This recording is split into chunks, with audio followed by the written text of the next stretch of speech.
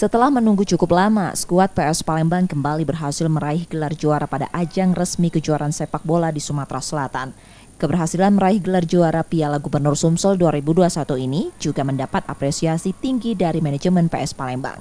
Presiden klub PS Palembang Ratu Dewa mengakui keberhasilan meraih gelar juara ini sudah sesuai dengan target yang dicanangkan oleh manajemen PS Palembang sebelumnya.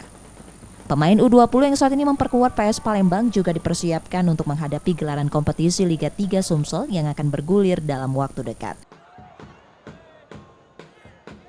Ini bertanda baik buat kita menjelang Porprov di bawah koordinasi Koni, kita akan rebut juara umum, akan kita kembalikan ke Palembang. Dan ini memang sesuai target kita, khusus U20.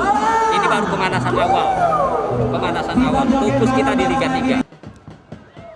Manajemen PS Palembang juga bertekad untuk menyandingkan gelar juara Piala Gubernur Sumsel 2021 dengan gelar juara cabur sepak bola pada ajang Porprov Oku Raya nanti.